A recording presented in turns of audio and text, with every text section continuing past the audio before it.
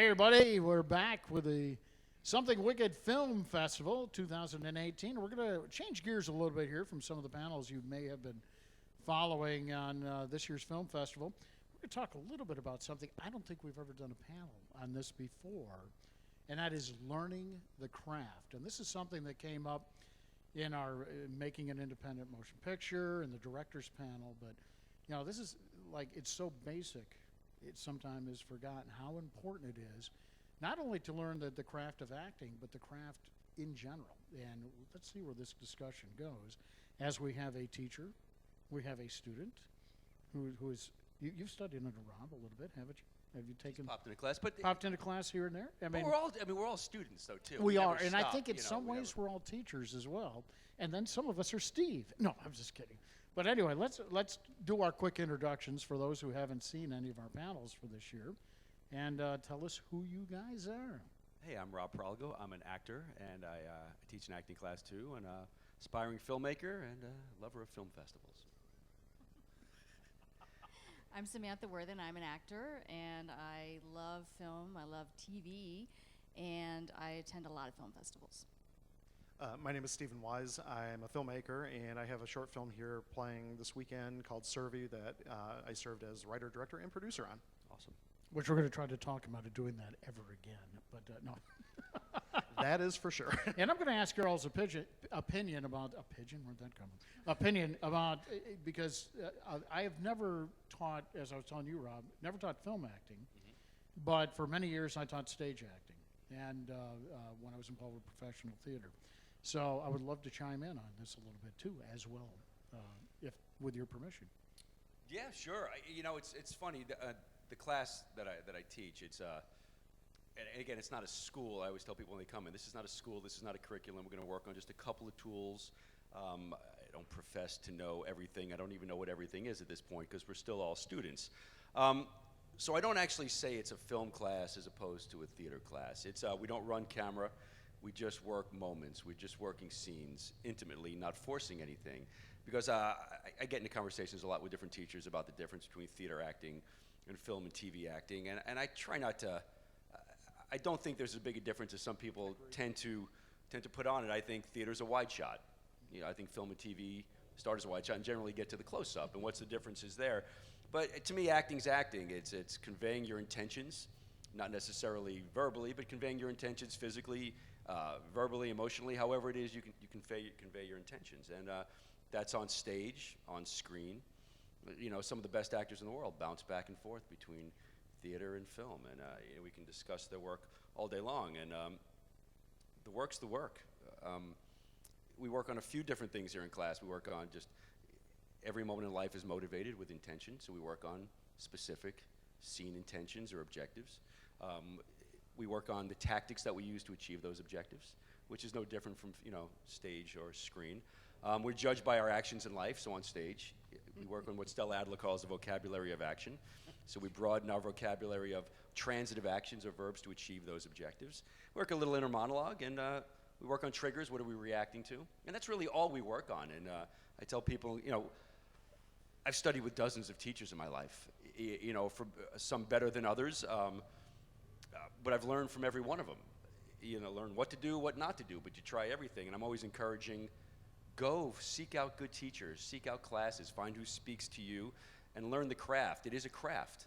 We've got to get back to that. It is a learned craft. There are some people who might be more comfortable in their skin, who might hear in life, oh, you're funny, or you're charming, you should go be an actor. And, and they tend to skip, they tend to think that's all they need, and they generally learn pretty quickly that's not all you need.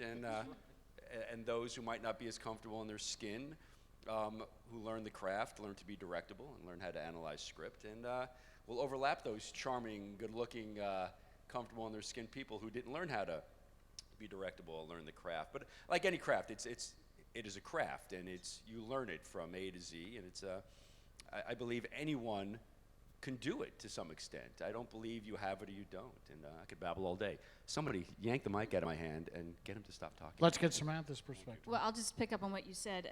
I had a teacher, John Foreman, years ago, who talked about it being a journey, and that as a craftsperson, you were taking your toolbox. Yep. And Yes, as you go along and you are studying with different people, just as you said, and I totally agree, you pick up things from people. Maybe that teacher wasn't the best for you, but really resonated with somebody else. Absolutely. And so you take that and you just put it in your toolbox. And then also for people sometimes step away from the business. You see people all the time where, oh, you know, I'm too old, I can't get into this. We studied in a class with a gentleman who was older and retired from the film business, but he was actually in an executive position. He'd never acted, always wanted to act. And he joined our class as a retiree, and he went on, he got himself an agent, and he was in some projects and, you know, had kind of a second life as an actor. I don't think you're ever too old. I mean, I think that the one thing, and it certainly worked, I loved to work with people on stage that had never acted before. I thought that was a real challenge. And not so much to buff myself up, I loved seeing people that had the desire to fulfill that desire. Because I agree with you guys. I don't think there's that one individual out there that just simply cannot act. If you desire it and want it, it's there for you. That may be true of any profession. But I mean, you know, and I used to kid people in the mid 80s when I first moved down here, and there wasn't much going on down here. It was just starting to grow a little bit, and there were 6 or 7 of us in my age range saying, you know, are you gonna stay with this or whatever? And I said, yeah, if I stay with it long enough, everyone will die. Then I won't have any competition. That sort of happened until LA started coming in. But, Last man standing. But still, yeah. And you mentioned persistence in one of the other panels yesterday, and that's exactly what it is. You know, if you're willing to, you know, when a lot of us learned how to play a musical instrument as kids, and it was practice, practice, practice, practice, practice. It's the same thing with acting. Your That if body you is your don't instrument. use it, It's you'll your tool. lose it. Yeah, that's right. You got to keep working at it. So, did we leave you anything to say, Steve? Well, I'm going to kind of change tactics a little bit and move over to the other side of the camera. There are so many different elements to putting together a film, and acting is a major part of it, but most people, I don't think, realize that there's more to filmmaking than just being the director. And trying to understand all the different elements that go into it is sometimes will make your head spin. But as far as learning the craft of filmmaking, you know, there are a lot of different ways of doing it, and the best way is just to go out and do it. You know, pick up a camera and start shooting and try to figure out, okay, how are you telling this story? Because filmmaking is storytelling, and every element of it is to move towards that end goal of telling that story. So whether it's lighting or editing or acting or obviously the screenwriting or sound design, all of this contributes to telling that story. That's true. And you guys mentioned something about, I'm one of those guys that didn't really take much formal training.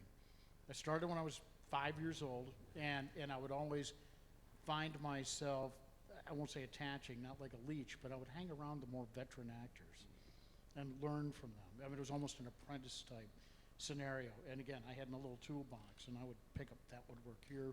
I used to love to do things like, as a kid, go down to the bus station and watch people and pick up little things like that. Just anything was centered around the job was the job was the job. And I think that's one thing about this profession, where you can do that. You really, I mean, I took formal training to be a Shakespearean actor. That I needed formal training for, because I had a real mental block when it came to that. But it's amazing the generosity of the good actors in this profession and how much they're willing to share and give to you. And also, and I think that goes with the other aspects of the filmmaking, because again, I didn't study it. I started with an 8mm camera that my dad gave me because he said, I can't shoot this stupid thing, so you take better pictures than I do. And I became the family historian, basically taking all the home movies, because I approached it like a film. You know, I wanted to make movies. So, In terms of other aspects, other roles on the production too, I think we've seen a change with the incentives, with the creation of the Georgia Film Academy. yes. And also ongoing, I mean, the Atlanta Film Festival, previously Image Film and Video Center, has always had a history of training.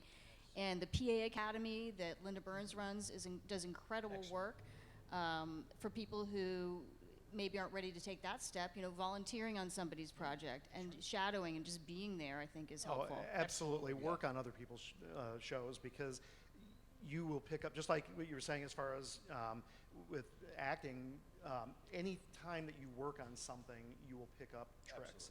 And, you know, even if you know nothing about the filmmaking process, you will start to absorb the information. And, you know, just being a PA on a set, you'll look at it and go, oh, okay, well, what's that person doing? What's that person doing? Can I look over your shoulder while you're doing that? And at some point, you know, if you jump into, okay, here, I'm going to pick up the boom and hold it.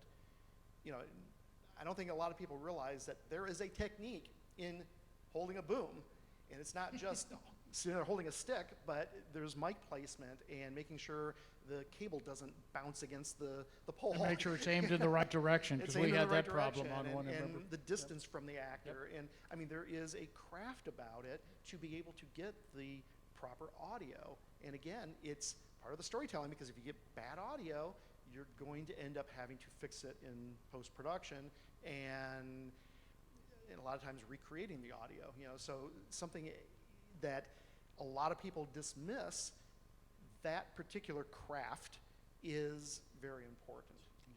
I mean, since I've even taken notice of the filmmaking industry 30, 40 years ago, becoming interested in film and TV and acting, there's been an ongoing discussion and debate of, you know, do you go to school, do you go to film school, or do you make a film? And I just think different people learn differently. I think there are people who learn in a structured educational way, learn more that way, and I think there are people who learn by just doing. And I think they both work together, obviously, too. Well, I think it's a combination. Well, and I think those people, the ones that just learn by doing, and I sort of put myself in that boat, you will automatically go to the places you need to go to get that knowledge. But I think for folks who are totally, you know, they're not really sure what to do, how to get started, absolutely, go to school. I think the better film schools, too, that I've seen Yeah, are hands-on as well. I mean, Absolutely, but it's a combination yeah. of both, without the pressure of you're making a movie, but you're learning how to make a movie by doing. Yeah, so. and it's been a big discussion online over the last several years, and a lot of it is because of how the internet has really boomed with resources that are out there. You know, nofilmschool.com is a great resource to learn about things, but you still have to do to learn. And you know, I went to film school, and that was the best experience of my life because I was able to be in with a group of like-minded people who, and we had the resources, we had the cameras and the editing equipment right there at a disposal. Yeah, it cost a lot of money, and you know, I was back in the days that we were shooting on film. So, you know, we had to really think about our budget and, you know that if we were going into something and paying for it, that it had to be of a certain quality while we were learning, of course. You know, now, I think you made a comment at one of the panels that everybody has a cell phone now that records great video. You can shoot. Every laptop, every computer has editing software. You know, as long as you can pick up a pencil and write. And there's free screenwriting software. So you have everything you need to make film, other than the drive. And the actual There's something story. else. There is something else to that, though, because Well, that's why I said pen and paper. You can write the story. Yeah. Even with the quality of the films and stuff, I experienced this. I started a small production company back in the early '90s, and I was coming from a television background, of doing television production, so I wanted to do some of that here in Georgia, as small projects. I didn't do weddings and stuff because those were a loser opposite, but I had at the time the most state-of-the-art equipment you could have for that kind of setup. I didn't have a TV studio, but on my level, it was the best you could get. And I had a business partner who fancied himself being a terrific director and could make a film. And I gave this guy a $25,000 camera, and everything he shot looked like home movies. There was something missing there. Some experience that he was not willing Not everybody to learn and pick up. Just thinking, expensive camera, it's going to make my stuff look great. I've known so many people like that too. It's never the car; it's who's driving it. That's right. You know, and it's And you've got to understand, just because you want to be a director doesn't mean you're going to be a good director no matter how hard you work. But that's not a shot. I mean, not everybody one person directs a movie. Only one person gets cast in each role. Only one person's the DP. You study and you work at the craft to find out where your passions are, what you like to do, where your strengths are. You may just wind up being a DP, which is awesome. You may just wind up being a producer. You may not have you may not have that thing for storytelling. And it is a case-by-case basis, and often it's subjective, but we all have been to movies. We know what movies look like. We know what good stories sound like, and though it's not easy to do, we've been to film festivals here where you go in and you go, you've seen movies, right? It's not necessarily, and it's not a shot. It's hard making a movie. I've made awful movies, and they're my fault. I've made things that I think were better, and I go, okay, well, if that was my fault, maybe I'm growing, maybe I'm getting better. I've given awful performances based on the choices I've made, and I go, oh God, what did I do? Then I go, well, that was pretty good based upon the choices and utilizing the tools of the craft. You can be in this business for the rest of your life doing something. You just got to be smart about your training. You got to be smart about your goals, smart about how you set up your life, keep your overhead low. When I was 22, I said, I'm going to be an actor. I may never make a dime. Holy shit, how do I live if I don't make a dime? Well, I keep my overhead low. I don't need a Porsche. I don't need a mansion. I don't need to take fancy trips. I need a place to lay my head, take a shower, sleep, and keep your overhead low. And you can do what you love to do in this industry, regardless how much money you're making. You really can. But if the other people's opinions of your success affect you, and then you're in trouble, because then you're gonna outspend your means, and you're gonna think you have to have certain things to satisfy someone else's definition of success, and then you're in trouble. Well, this sort of came up yesterday too, and we've talked about it away from the panel, that if you're in this profession, whatever you're doing in this panel, whether you're an actor, whether you're a director, a writer, any part of this profession, if you are in that profession to buff yourself up, to become the star, to be the guy that's in the focus, you're going to lose.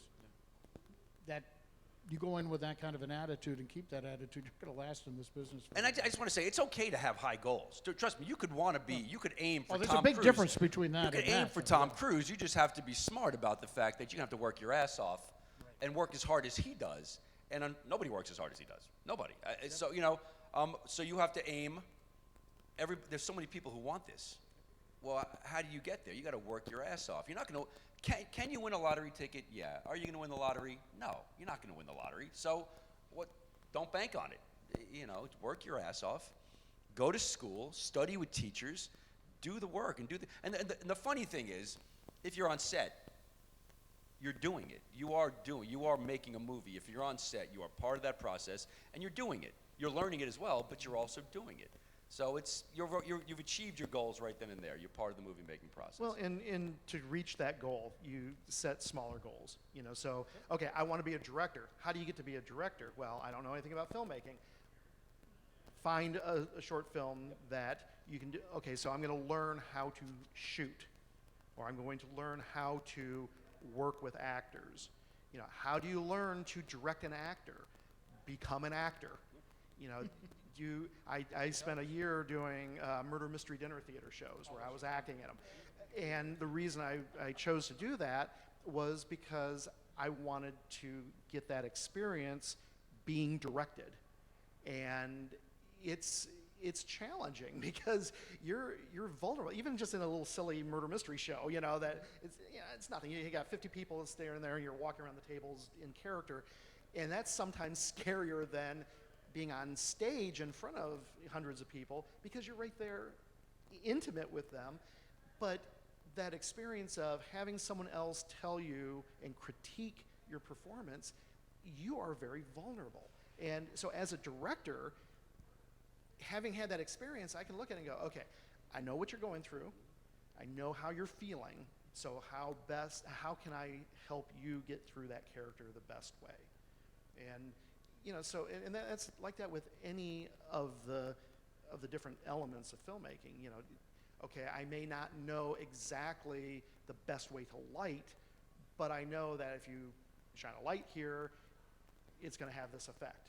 And so go in and start playing with lights a little bit to see, okay, here's how you can set up a lighting effect. I'm going to turn it over to the experts, but at least I have a working knowledge where I can understand what that process is and be able to communicate that. I find people can't read your mind. So, you know, if as an actor, if you can tell people the process you go through when you break down script, when the choices you make, what you do on set, what you do with another actor, if you can tell somebody what you do, then you could also, I believe, it's helped me, I could also direct other actors. Because this is what I would do here specifically. These are the tools I'm using specifically. And that's just, again, one part of the filmmaking process. If you can speak about lenses and cameras and lighting and blocking and all these wonderful things that go into making a movie, if you can tell, what would you do in this moment? Then you could talk to anybody. If you can talk to a gaffer about lighting, if you can talk to a PA about, you know, communication and how to do these contracts, and second AD is how to handle actors. And again, the more you know. If you can talk it, you can probably teach it, and you can, as a director, you can guide and lead. So, the more you know. So I'm gonna address this to our actors. Do you guys have a particular? He did dinner theater. He's an actor. He studied acting. He is. No, an I'm actor. saying Yeah. everybody. okay. Yeah, I'm Gotcha. sorry. I need my extra. I hand have here. acted. I don't consider myself an actor. That's how I'm with But writing. I was like, but I've written. I am not a writer. Right? I'm curious for those who are watching and they're very maybe technically oriented. Is there a particular discipline that you not bought into, but seem to help your acting performance? Keith Brooks, everybody. And Come on yes, in. ladies and gentlemen, Keith Brooks. Looking freshly showered. Oh, thanks. Yeah, appreciate it. All right. So is there a style of acting that you found? There's a lot of different philosophies, styles that we all encounter. Is there one particular one that And I fits find you? myself even limited. I mean, most of the teachers I've studied with, they either studied with or studied under Uta Hagen or Stella Adler. So that's just been what most of my experience was. But I've had the pleasure of in limited quantities learning from Meisner teachers, Stanislavski teachers, Strasberg, Mamet, Chubbuck. I hate to blow smoke up Keith's tush here, but you know, he went to Juilliard, and that's not. To watch him teach and listen to him discuss the different theories, the different theories from all over the world. Every time I watch Keith teach and I make sure I'm there, I sit there and go, really? Wow. And there's so much out there that personally what I tend to teach and use. The semantics come more from Hagen and Adler. I find that a lot of it overlaps with all the different teachers. The difference is they're very similar, and the difference are often in the semantics that are used. But that's just my limitations right now. Is just it's based in those. But you never stop learning. You never stop growing, and I continue to study and hopefully add on and get better and not worse. Well, I think if I could piggyback off of that too, like to me, acting theory is a lot like religion. You have all these religions that exist in the world, but they have such commonalities and commonplace themes that unite them all, right? Love thy neighbor tends to be a concept within every faith that we can find across the board. The same thing is applicable within acting. Most acting theories, this idea of, we throw out these names like Vakhtangov or Stanislavski or Chubbuck or anything like that, that idea of following one acting teacher is a relatively new idea. It comes from like the 1890s on. But before that, all the way into the BC time periods, we're talking about these philosophies that a culture or a civilization held. Those are still as complex and complicated as Stanislavski or as Uta Hagen or anything like that. But it just requires you taking not the teachings of one person, but taking the teachings of an entire society. All across the board, you will find similarities. The idea of acting upon verbs comes from ancient Rome. Even the word actor comes from ancient Rome and is named after a specific person. But that idea that we find in Stella Adler of acting upon verbs and or Rob Prago class is you can all I got, man. date It's all I that got. It's a back heavy to company ancient there, times, Ron. you know what I mean? And that's an interesting thing that we've always been discussing the same ideas and same concepts, but just from different angles. That's it.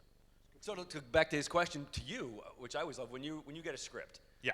Where do you tend to lean towards first? What are your first tools that you go to before you branch out? So my thing, okay, so training, like you said, I went to Juilliard for grad school. We were taught to be pluralistic, right? And it's almost like, is it Michelangelo who says that he sees the sculpture crying out, or whoever says, yeah, that sort of thing. So the first time I get a script, I'm going to read it, and then try to determine what I think it needs. Gotcha. And so whether that is me going to, I don't know, method or breaking down the script for syntax, breaking down the script for emotional chains, whatever it is, I try to see what about that script calls out to me. So it's all about that first impression. Gotcha. What does this piece say to me? What does the character I'm looking at specifically say? What does it feel like they need for me to do to fully realize them? And I know that makes me sound like a crazy person. No, the but- script No, guides you to that's the not tool. crazy at all. I mean, I take the same approach. It's like I read the whole script as a story. Yeah. Now, what did exactly? What did it say to me? Yeah. Because if I go in there and just say, "Well, I'm just going to see what my part does," you miss the whole point. I mean, Exactly. you miss everything. But- you miss your relationship Yeah. to the rest of the characters and to the story itself. But I think at the same time, it's like, it is understand the entire story, and sometimes in that, understand what your part does. What's the purpose of your part? What is your part signifying? Just 3 quick examples, really quick, right? So I did this one thing called Maiden to Monster, which is the story of Perseus and Medusa, but it's from Medusa's standpoint. And I decided that my objective was to be as Grecian as I possibly could and try to emulate, in a way, what the Grecian soldiers of the time would have done. So I went on a Greek soldier diet. I went on a Greek soldier workout. It didn't work well for me, but I ate a raw onion every day in the morning to suppress my appetite until the evening, and I'd have a dinner. And it seems simplistic, but just that mentality sort of helped me inform who a person was. Secondly, again, I mentioned in an earlier thing, we're doing this shoot next weekend called In Regards to Amy Adams, and I'm just doing a little part of an art teacher. But I'm going to mimic somebody. I know exactly who I'm going to do, and it's mimesis. It's the idea of I'm just going to become that person, versus I'm in the new Shaft movie. And my character in the new Shaft movie has to fulfill a specific part. He's the comedic relief, but he's also the twist ending. So, spoiler alert. But I realized that whatever I did had to fulfill that part as a story function. So those became incentives and the starting point for what my method was going to be from that point on. If that makes sense. I've been holding this too long.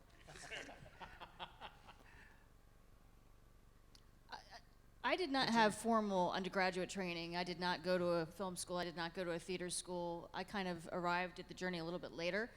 But I've studied with a number of teachers, some for many years, and then some for weekend workshops, and some on an off basis. But I agree that, I think that what I start with is I read the script, and I read it again, and I read it again.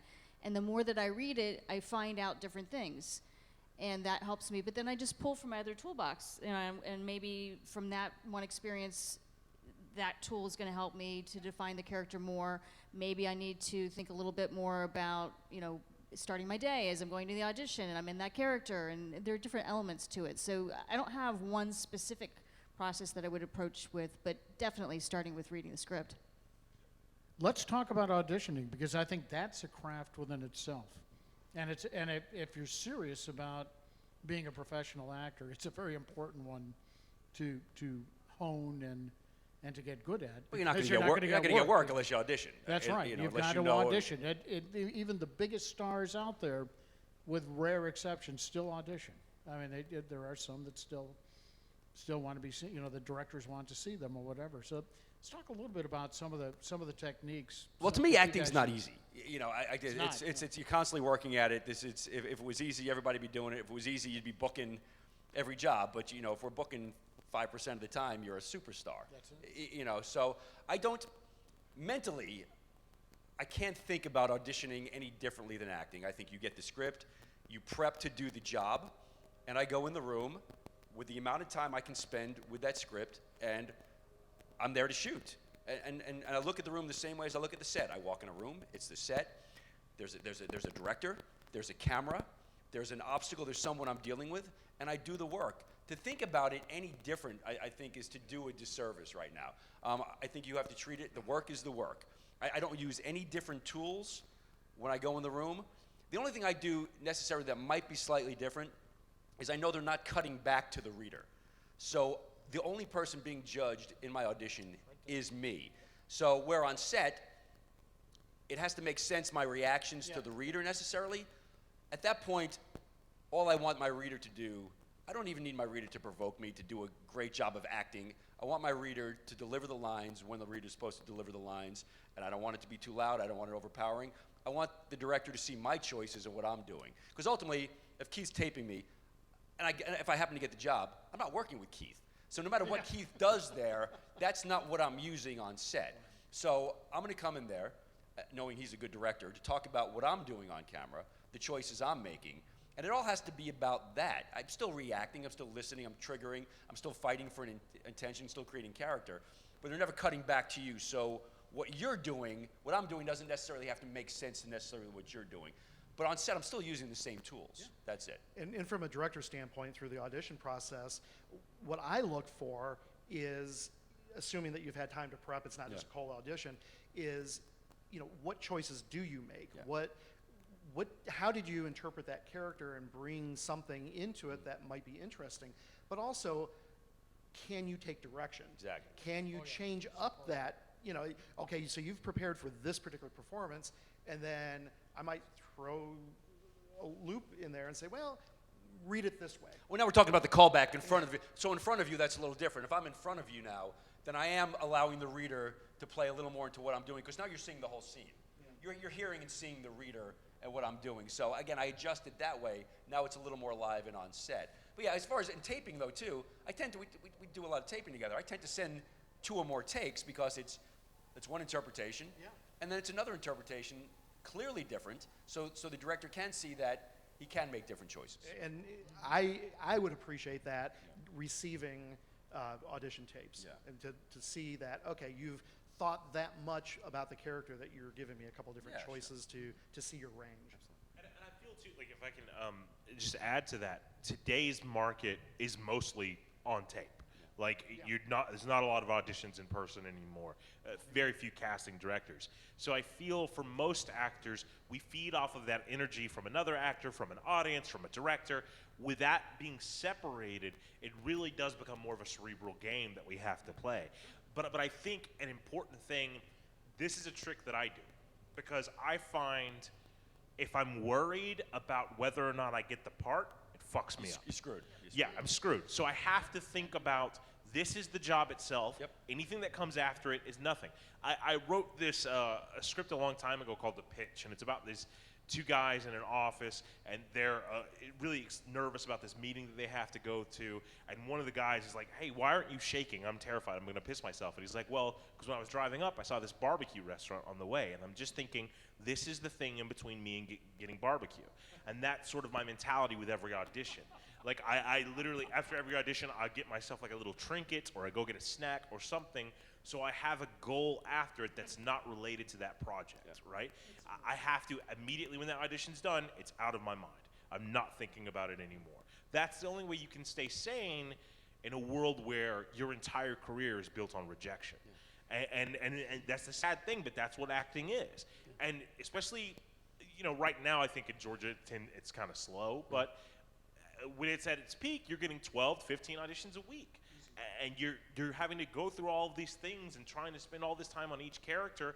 And if you were concerned about whether or not you're going to book every one of those, you would lose your fucking mind. And the truth is, when you're working on an audition, you're not just working on that part. That's the representation of your work. That's one role we're reading for. I can't tell you how many times you've read for part, you book a job on that project, and it's a different part. 100%. They see you work and they go, not right for this part, but right for this part. Well, or a lot maybe of times not right for this part, but the next project down the line. Guys, a lot of times they send you sides that have nothing to do with the character dummy they're casting. sides. I mean, they just want to see how you approach it. Yeah. Even with like the Walking Dead, when I was auditioning for The Walking Dead, I went through 3 rounds of auditions, and they were all dummy sides that would never appear in that script. But they were seeing what my parameters were, what my borders were, and then they chose me for a specific character. But that's sort of the way this industry works. It isn't about. Sometimes it is, but it's not always about, do you nail this character? It's like, are you making choices? Are you comfortable in your skin? Can you walk and talk at the same time? Are you a strong actor, and are you right for the part? Yeah.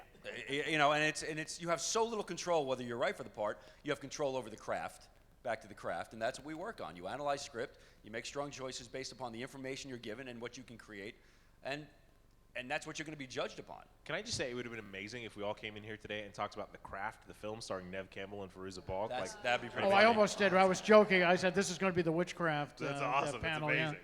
Yeah. This is a great movie. Well, you said craft, and we were talking about the taped auditions, which a majority of ours are.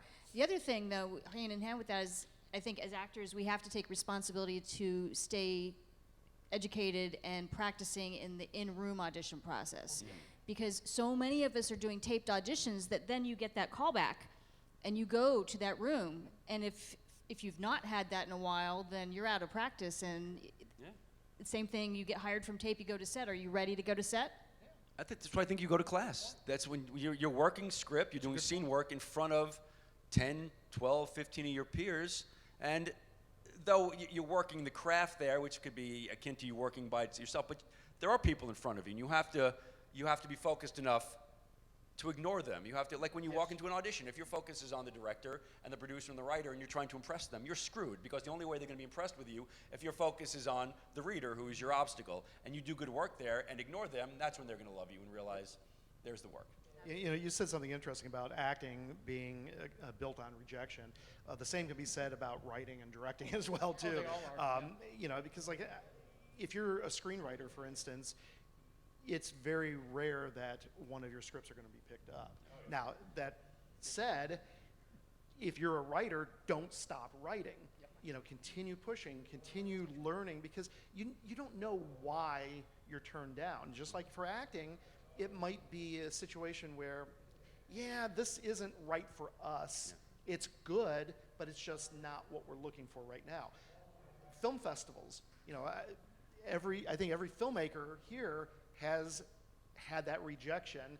Why was I turned down? My film is good. Yeah, but it's not necessarily right for every film festival.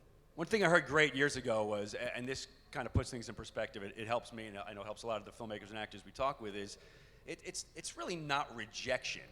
Rejection is when you've done something awful and bad, you're rejected. It's selection. You're not being rejected. We're selecting somebody else who is either more right for the part at this point. Because the truth of the matter is, none of us are important enough to be rejected. Nobody goes, Keith Brooks, definitely not. Let's move. No, we look. There's a group of people in a category that have read, and the person most right for the part, which is chemistry of the work they've done, their appearance, a lot of different things, who they look like. It's so subjective. That person is being selected. If it was rejection, for the love, we'd have to give up after a while, because there'd be a reason we're being rejected. But somebody else is being selected. Maybe they've studied longer. They've been around longer. They've got a better resume. There are things that are being chosen over us that we can work towards. So you're not being rejected. Don't look at it like that. Someone else is being selected. Why are they being selected? Let's work towards that. And having run a film festival myself, on that note, that is kind of true, because some of the films that we choose at the Pensacon Short Film Festival, a lot of it is because this is a good film, film B is good film, but film A fits into our time slot better, or it is better suited for a festival because of the genre, or this one is unique where the other one is like another film that we already see. Yeah, and an example would be you run a film festival. Not every movie comes in at the same time, so I'm sure at some point you have your top group, and those movies are currently selected. But something's going to come in that's going to knock one of those out. So is this film now rejected? No, it was selected. It's of a certain quality, but something else, because of whatever quality, now knock that out. We've all got callbacks. We've all been pinned for shows before. We were sort of selected until there was a final selection. So now are we rejected? It's never rejected. It's you're in the mix. You were selected to audition for this. That says something for you. You're in a smaller percentile just for being asked to audition. So you were selected. Then it's smaller selections. It's just, as a creative person, it's very hard to not think of that in those terms. Well, stop it. No, I'm just kidding. No, I'm just saying for people. No, I was going in to say, but general. Rob makes a good point, and this is something that I talk to younger actors now and then. They ask me about it when they hear it. You know, if you are getting the audition, if you are being asked to self-tape, you've already overcome one of the hurdles, because there's probably 10 for every one of you that didn't get that.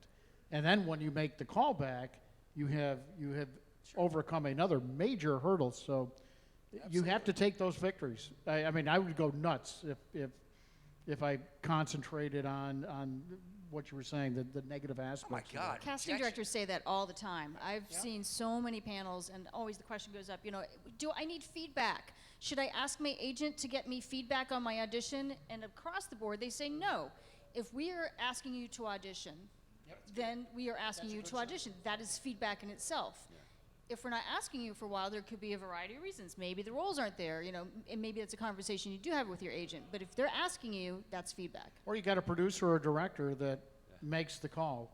I had one situation, it hadn't happened much, where a casting director called my agent and said, look, this fellow auditioned for us about a year ago. We still have that audition.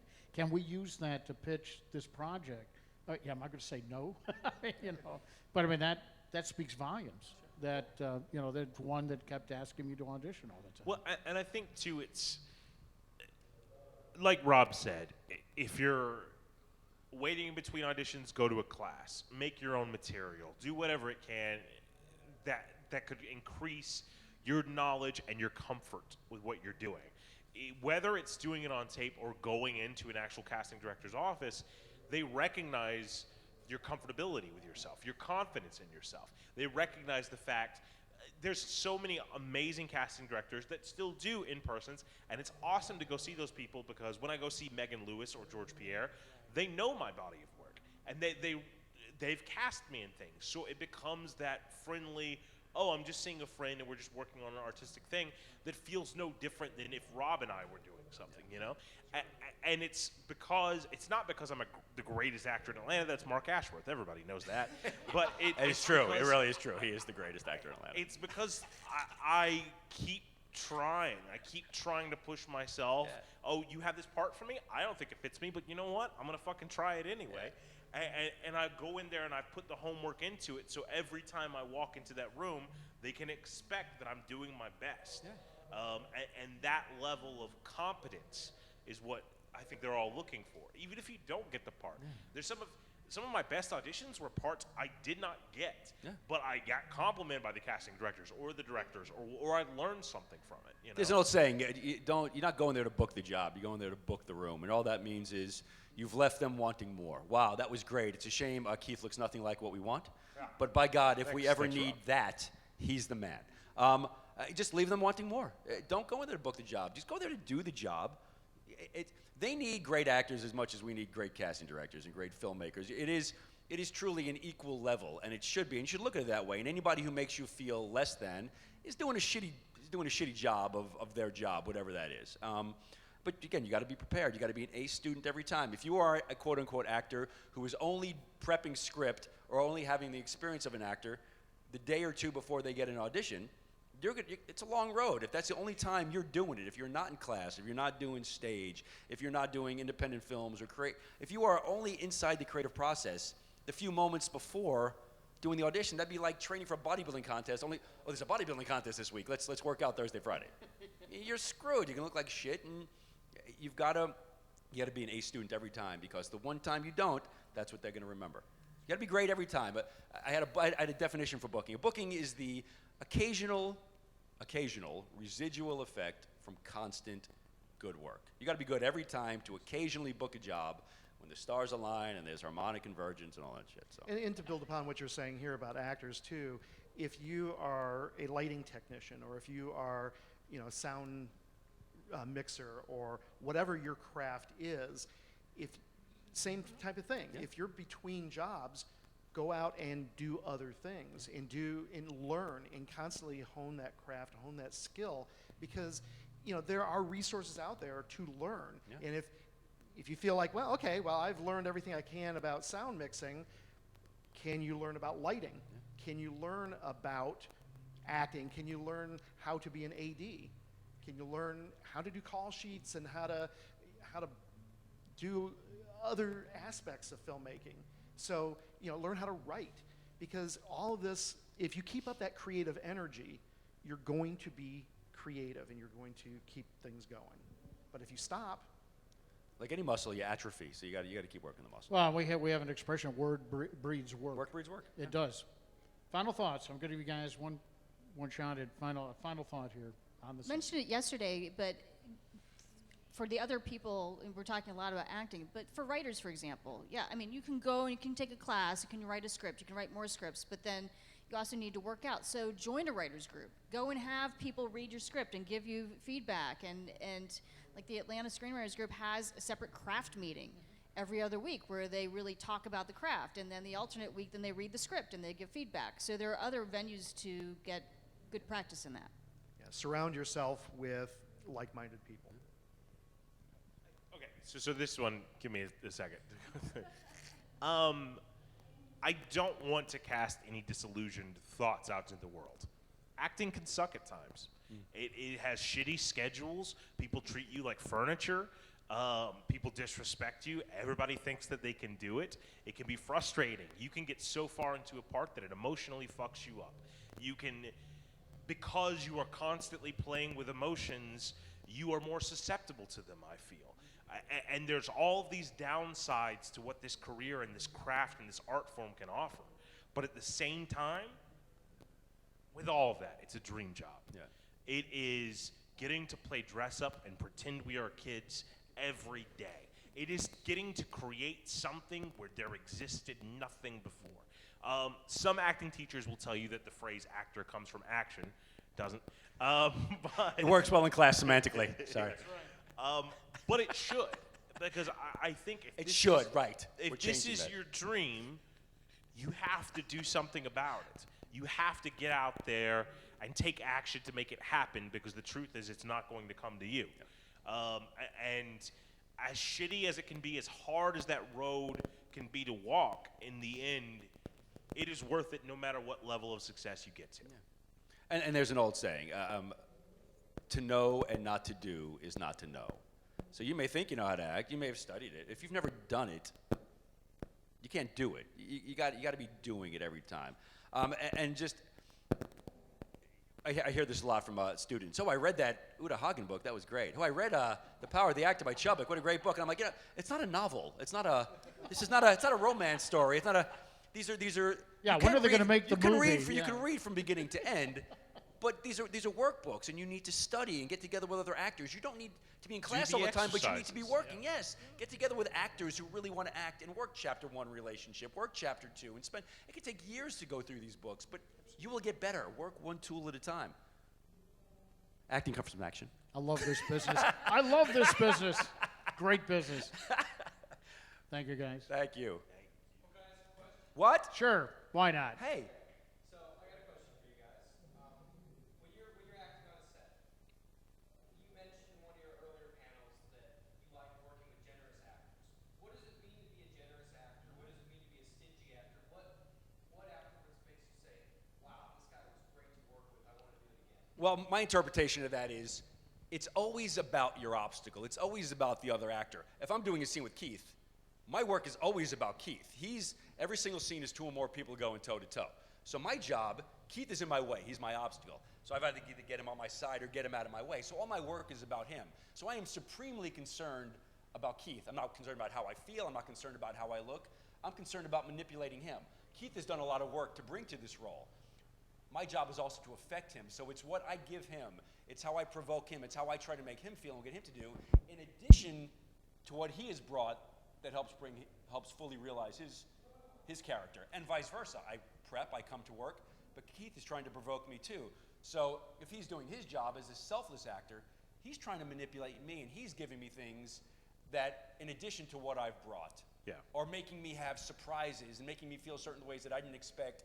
So now I'm fully realized in a way, and that's what I consider someone who's considerate and is thinking about the scene and the story, not just about that. And the thing that makes gold so valuable is the fact that it's malleable, that it can be created into anything, right? And the same thing should be said for actors. What makes an actor good is the fact that every single thing has an impact upon them.